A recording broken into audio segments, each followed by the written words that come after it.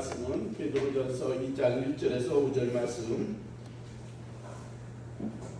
제 성경에는 378쪽에 있습니다. 베드로전서 2장 1절에서 5절 말씀.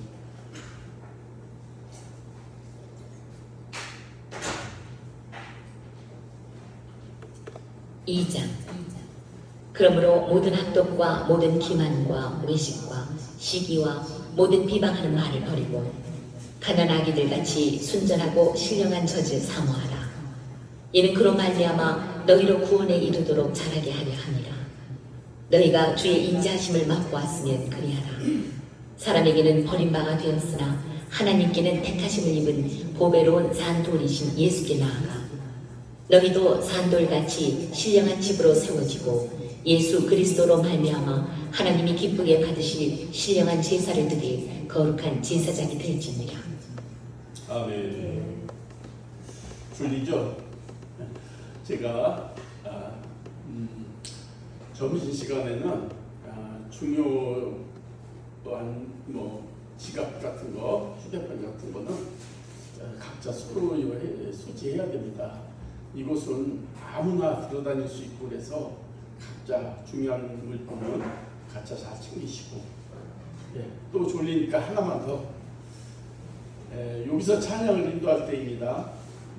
제가 이 우미 집사 여기 앉아 있었고 화면은 여기 있었습니다.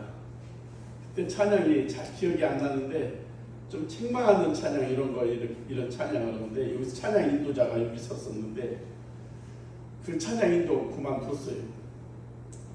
왜 그만뒀느냐? 거기서 딱 화면을 보면은 딱 그 얼굴 여기 찬양 인도자의 얼굴을 보는데 제 얼굴이 좀 인상이 그렇잖아요. 그러니까 제 인상이 딱 좀 찌그러진 얼굴로 계속 짜려보는 것 같거든. 그래서 시험 들어서 그만뒀어요. 진짜. 그래서 우미 집사 같은 경우는 될 수 있으면은 여기서 이걸 보고 찬송을 책을 보고 찬송하는 게 좋습니다. 진짜 그랬었다니까요. 근데 그걸 풀어져서 다시 왔었는데 하나님께서 그렇게 보내는 것 같더라고. 여기서 찬양 인도하는데 내가 이 화면을 보고 계속 이렇게 보니까 내 얼굴이 그렇게 곱진 않잖아요. 예? 좀 은혜는 있어도 인상이 있잖아요. 그러니까 본인만 쳐다보고 짜려보는 것 같거든. 그래가지고 찬양 끝나고서 휙 갔어. 가다가 생각해보니까 그게 아닌 것 같은 게 다시 오긴 왔어. 그래서 요 앞자리는 열 수 있으면 찬송가를 보고 부르는 게 좋다. 가르쳐주는 거예요. 거짓말 같은 진실.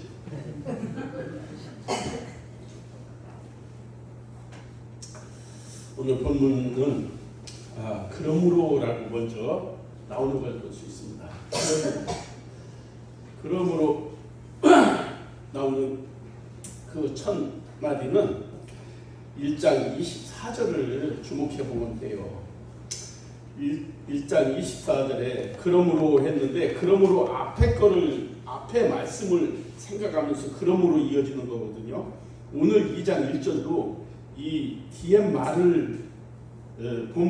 말을 생각하면서 말을 나타내기 위해서 그러므로 나왔는데 그러므로 모든 육체는 풀과 같고 모든 영광은 풀의 꽃과 같으니 풀은 마르고 꽃은 떨어지되 오직 주의 말씀은 세세토록 있도다. 그러므로 여기서 오늘 본문이 나가는 거예요. 꽃은 풀과 같고 꽃과 같다는 거예요. 그러므로 이어지면서 뭐라고 했어요? 이어져서 뭐예요? 모든 악독과 또 기만, 외식과 시기, 모든 비방한 말을 버리고라고. 그러니까 인생은 풀과 같고 꽃과 같다. 금방 지나간다. 하나님의 말씀만 살아있다. 그러므로 너희는 이런 것들을 버리라. 이렇게 이어지는 것을 알으면 말씀이 이해가 더 잘 될 것입니다. 오늘 제목이 신령한 젖인데 젖이 말씀이거든요. 말씀을 사모하라.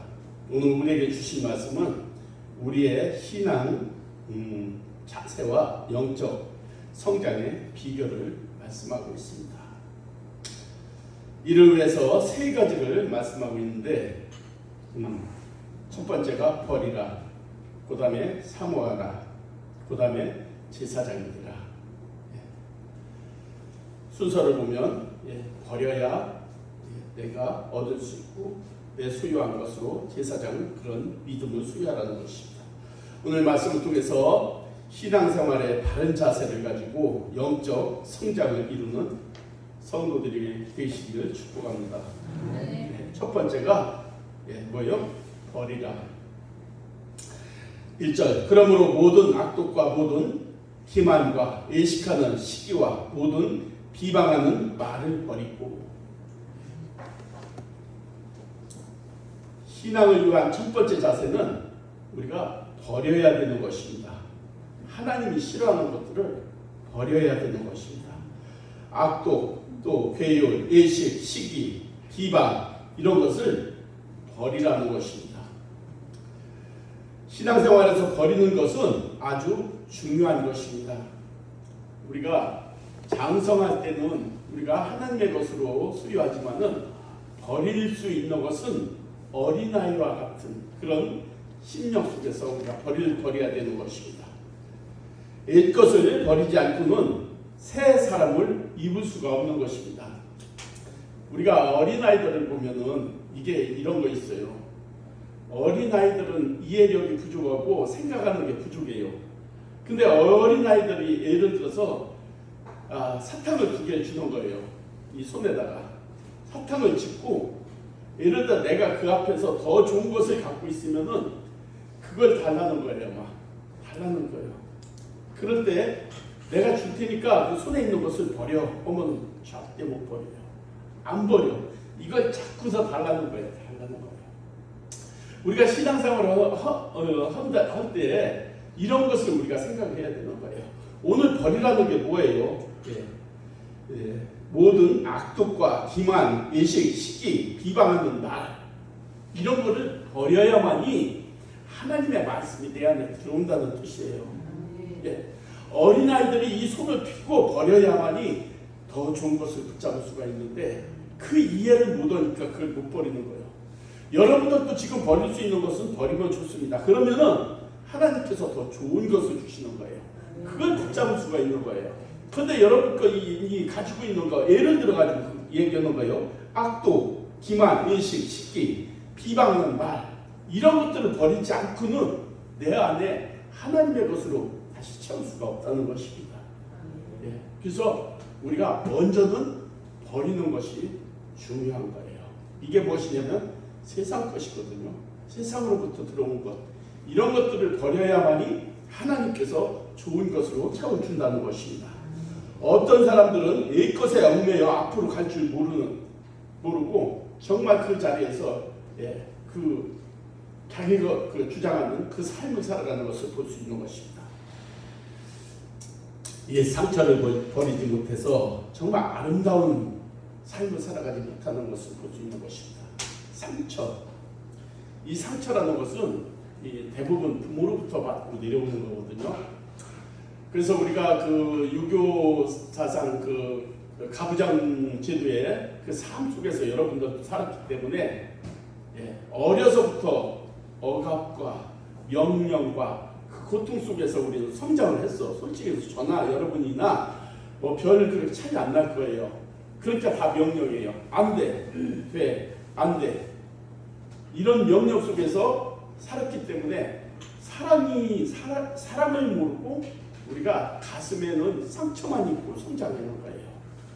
그러다 보니까 이 마음 속에는 항상 상처로 말미암아 피해의식이 있는 거예요. 피해의식. 저 사람이 나한테 공격하지 않을까, 또 나를 야단치고 이용해 먹지 않을까. 이런 속에서 피해의식은 뭐냐면은 먼저 공격이 나가는 거예요. 방어를 하기 위해서. 나랑 무슨 말을 했으면 탁 받들어 방어 쳐버리는 거, 말 못하게. 이게 어디서 나오는 거냐? 피해의식에서. 왜? 나한테 공격을 할 것 같으니까 미리 방어를 해버리는 거예요. 비슷한 상황에서 말로 억압을 해버리는 거예요. 그럼 상대방이 말을 못하게 하는 거예요. 그래서 이 피해 의식이라는 건 뭐냐면은 부모로부터 내려오는 것인데 이게 뭐로 해결할 수 있는가? 우리가 이 삶을 어려서부터 내가 부모로부터 받은 영향은 내가 이거 싫어해서 던져내는 게 아니에요. 뼛속 깊이까지 내 마음속에 깊이까지 자리 잡고 있던 몇십 년의 그 쓴뿌리는 쉽게 해결되는 방법이 아니에요. 해결될 수가 없어요. 그래서 이것을 하나님의 말씀에 비하보면 뭐요? 버리라는 거예요. 버리라고 하는데 뭐로 버릴 수가 있느냐? 하나님의 말씀으로 말미암아 이걸 버릴 수가 있어요. 오직 하나님의 말씀을 내가 먹어야 진짜 그 새로운 양식을 먹어야 여기서 변화가 일어나서 버려지는 거예요. 버려지는 거거든요. 이게 내가 말씀만 먹는다고 되는 것이 아니라 하나님의 은혜가 성령으로 말미암아 깨닫게 해주고 내 영을 만져주는 거예요. 영을 만져주고 혼을 만져줘야만이 이 눈물이 나고 내 마음의 회개가 되고 버려지는 거예요. 그래서 이 속에 있는 게 버려짐으로 말미암아 하나님의 말씀이 들어오고 하나님의 사랑이 들어오고 여러분의 관계가 회복되고 여러분 진짜 좋은 것으로 채워지는 거예요. 그래서 옆에서 그냥 누가 욕을 해도 그대하고 웃으면서 받아줄 수 있는 그런 스펀지 같은 마음이 되는 거예요. 그래서 우리가 버리는 것은 내가 얼른 집어 던지는 게 아니야. 하나님의 말씀을 사모해야 되는 거예요. 사모해서 그 말씀을 먹어야만이 여기서 버려지는 거예요. 오늘 세 가지가 뭐예요? 상처. 오늘 세 가지가 뭐냐면은 버리라는 거고 사모하라는 것이 그래서 하나님의 말씀을 사모해야 되는 거예요. 하나님의 말씀을 사모하고 하나님의 말씀을 먹지 못하면은 우리는 하나님의 말씀을 먹지 못하면은 내 것을 버릴 수가 없는 거예요. 그래서 내 것을 내려놓고 하나님의 말씀을 사모했을 때 나중에는 제사장 같은 그런 믿음으로 우리가 성장된다는 것을 상징하는 것입니다. 실패의 경험을 버리지 못해서 정말 주저앉는 사람이 있습니다. 하나님은 우리가 실패를 했어도 괜찮다고 그래요. 죄를 져도 책망은 하지만 용서하시는 하나님. 우리가 실패를 했을 때 세상을 바라보면 이길 수가 없어요. 더 이상 나갈 수가 없어. 여러분 나이도 있고 가진 거는 한계가 있고 정말 배운 것도 정말 한계가 있는데 내가 이제 실패를 한번 하면은 정말 일어날 힘이 없는 거예요. 근데 하나님은 실패를 두려워하지 말라는 거예요. 하나님이 함께 하신다는 것을 얘기하는 거예요. 우리가 하나님과의 정말 그 은혜 안에서 하나님과의 교제 안에서 우리가 신앙생활을 할 때 하나님은 실패의 두려움을 갖지 말라는 것입니다. 실패는 관계없습니다. 우리가 정직한 삶을 살아가면은 하나님은 실패했다고 그걸 책망하지 않습니다. 그렇기 때문에 우리가 하나님 앞에서 정직하게 살아가고 진짜 하나님을 위해서 살아갈 때에 하나님께서 실패를 두려워하지 말라는 것입니다. 내가 지금 비록 실패했을지라도 하나님은 용기를 내고 힘을 내고 다시 시작하라는 것입니다. 옛 습관을 버리지 못해서 성장하지 못하는 사람이 있습니다. 신앙생활 오래 했어도 있잖아요. 옛 습관을 버리지 못하면은 정말 그것은 앞으로 나가지 못하는 것입니다. 솔직히 해서 장로님들도 그렇고 권사님들도 안수 집사님들도 우리가 말하는 것과 행동하는 것을 보면은 그 사람 영적 상태가 그냥 드러내는 거예요. 우리가 말하는 것은 여러분 있잖아요. 이 말하는 것은 그 말이 아닙니다. 그 사람입니다. 그 말이 그 사람이에요. 그 사람이 말로 나오는 거예요. 그 사람의 인격이 말로 표현되는 거예요. 그 사람의 삶이 말로 나타내는 거예요. 그래서 우리가 말을 들어보면은 그 사람을 어떤 사람인지 금방 알잖아요. 그래서 여러분 우리가 옛 습관도 중요한 것이 뭐냐면 옛 습관이 무엇을 만들어내냐면은 진짜 여기서 악독이라고 있잖아요. 악독한 말 이런 거잖아요. 비방하는 말, 시기 이런 게 옛 습관에서 나오는 거예요. 그래서 우리가 이런 것들을 영적으로 우리가 승리해서 버려야 되는 거예요. 옛 습관은 아까 상처처럼 그냥 버려지는 게 아니에요. 이게 다 하나님의 말씀으로 말미암아 우리가 만들어지고 새로워지는 것이지 내 노력이 중요하지만은 하나님의 은혜 아니고 하나님의 말씀 아니고 하나님이 만져주지 않으면은 이것이 고쳐지기가 힘들다는 것입니다. 우리의 버릇, 어떤 분이 그런 말씀했어요. 60살에서 내 습관을 고치려면은 고속도로에서 자동차가 60km로 달려갈 때 그걸 쫓아가면서 바퀴를 바꿔 끼는 거와 비슷하다고, 그렇게 힘들다는 거예요. 그런데 이것은 할 수 있는 것은 하나님의 말씀, 하나님의 말씀을 내가 받아들여서 그 말씀이 내 것이 되면 바꿔지는 거예요. 그건 바꾸는 건 성령께서 바꿔주시는 것입니다. 에베소서 4장 22절에 뭐라 했습니까? 너희는 유혹의 욕심을 따라 썩어져가는 구습을, 그러니까 썩어져가는 습관을, 옛사람을 벗어버리고 했습니다. 오직 너의 심령이 새롭게 되어 하나님을 따라 의와 진리, 거룩함으로 지으심을 받은 새 사람을 입으라. 그러니까 유혹의 욕심을 따라 썩어져가는 구습, 옛 습관을, 옛사람을 벗어버리는 거예요. 예, 너희 심령이 새롭게 되라는 것입니다. 하나님을 따라 의와 진리, 거룩함으로 지으심을 새 사람을 입으라는 것입니다. 이것이 하나님이 원하시는 것인데 하나님께서 우리를 고쳐주셔야만이, 말씀으로 말미암아 우리가 거듭나야만이 이렇게 된다는 것입니다. 이스라엘 백성이 광야에서 고통받는 이유가 뭐냐면은 애굽을 버리지 못했던 거예요. 애굽. 이스라엘 백성들이 뭐예요? 애굽에서 430년 동안 종노릇했잖아요.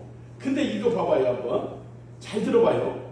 종노릇을 430년을 하면은 내 인생은 본래 이런 거구나. 자유를 아예 몰라. 그래서 내 인생이 이렇게 태어나고 이렇게 사는 게 내 인생이구나. 여러분, 북한에 지금 어린아이들 20대 미만 이런 아이들은 있잖아요.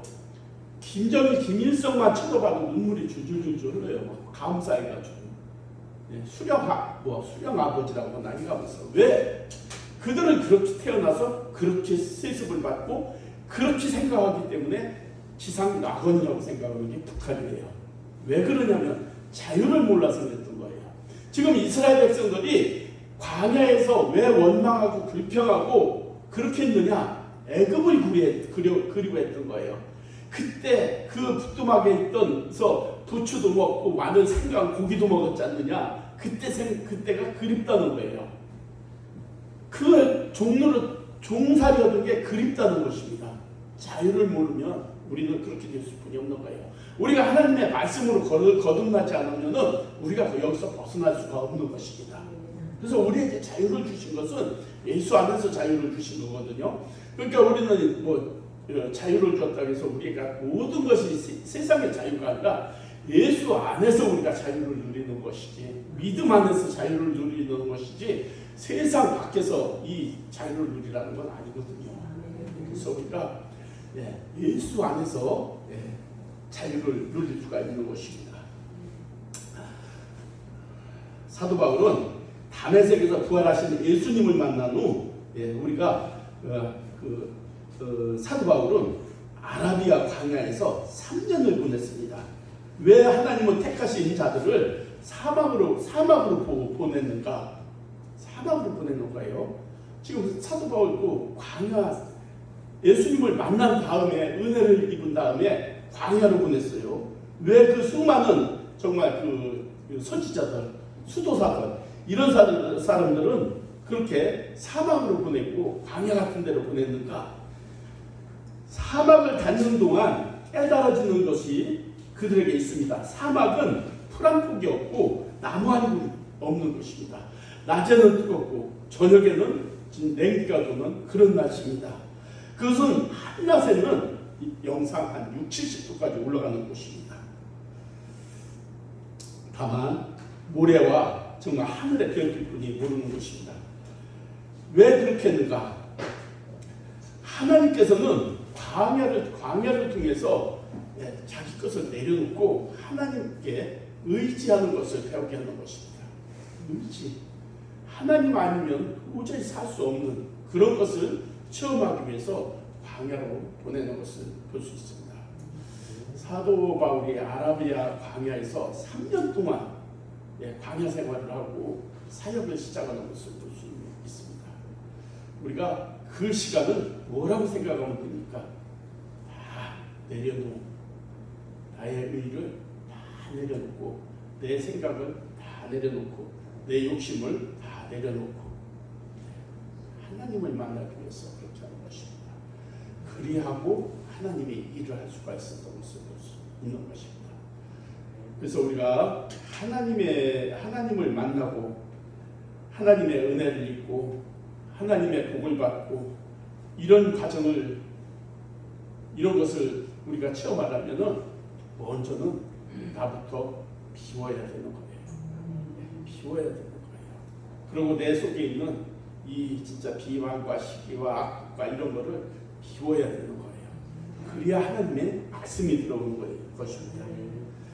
우리가 모두 사막으로는 갈 수 없을 것입니다. 그러나 영적 성장을 위해서는 욕심들과 생각, 상처에 비롯된 모든 죄된 모습들을 비워야 되는 것입니다. 오늘 2장 1절 그러므로 모든 악독, 모든 기만, 예식, 시기, 모든 비방 이런 걸 버리고 성령의 도우심 가운데서 버릴 것은 버리라는 것입니다. 버리는 훈련을 받아야 되는 것입니다. 두 번째는 갓난아이들 아이들 같이 순전한 신령한 젖을 사모하라고 했습니다. 2절 갓난 아이들과 같이 순전하고 신령한 젖을 사모하라. 이는 그로 말미암아 너희도 구원에 이르도록 자라게 하려 함이라. 신령한 젖 우리가 하나님의 말씀으로 구원에 이르게 된다는 것입니다. 엄마 젖을 찾는 아기들을 보면은 그 간절함 진짜 그 아기의 모습을 보면은 엄마의 젖을 사모하는 것을 볼 수가 있는 것입니다. 여러분도 아기들 키워봤지 않습니까? 아기가 배고프면 어떻게 울어요? 그냥 얼굴을 보면 막 진짜 막 이리 발을 부르며 손을 이리 가면서 막 이렇게 울잖아요. 엄마 젖만 갖다 딱 대면은 언제 울었느냐 그렇게 하고 젖을 빠는 것을 볼 수가 있습니다. 본문 말씀에 나와 있는 신령한 젖이라는 말씀은 육신의 젖과 반대되는 뜻으로 말씀이라는 것입니다. 성경의 원어에도 로기콘 이거는 신령한이라는 단어인데 여기에 로고스라는 말씀이 같은 단어와 같은 것입니다. 그러므로 거짓되거나 육신적인 것이 아니라 참되고 진실한 말씀, 순전한 신령한 젖을 사모하라는 것입니다. 어떻게 내 영혼의 충만함을 얻고 참 만족을 얻을까? 어떻게 하면 내 하나님의 말씀을 깨달아 알고 그 말씀대로 살 수 있을까? 어떻게 하면 온전한 믿음의 사람이 될까? 어떻게 내 인생을 값진 삶으로 하나님께 드릴까? 이것이 사모하는 영혼의 모습이라는 것입니다. 시편 123편 1절에 보면 하늘에 계신 주여 내가 눈을 들어 주께 향하나이다.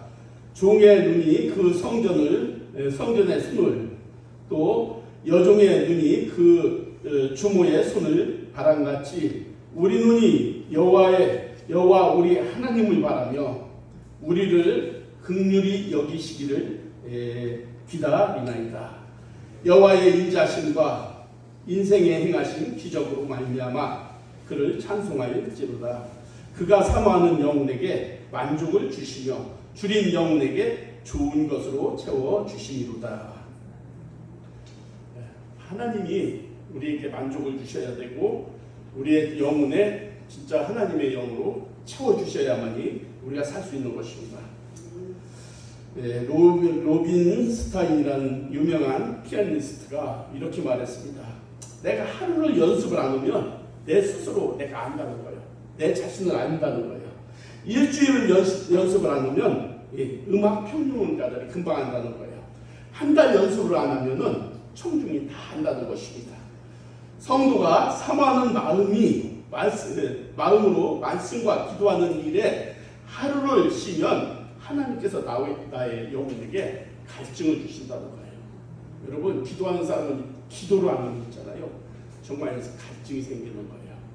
이 기도를 쭉 많이 하면은 진짜 여기서 기쁨이 올라오는 것입니다.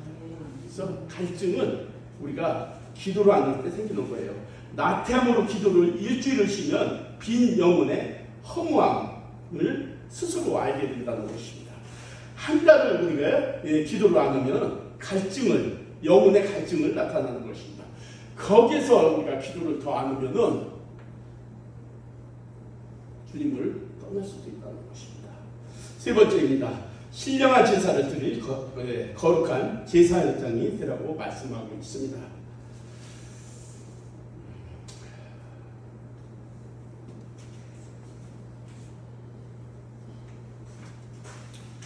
우리가 제사장이라는 것은 말씀을 전하고 좀 이 성도들 이끌고 이렇게 목사들은 제사장이라고 하는데 그것도 그게 맞는 거지만 하나님께서는 여러분을 가정에서 제사장으로 세워 주셨습니다. 가정에.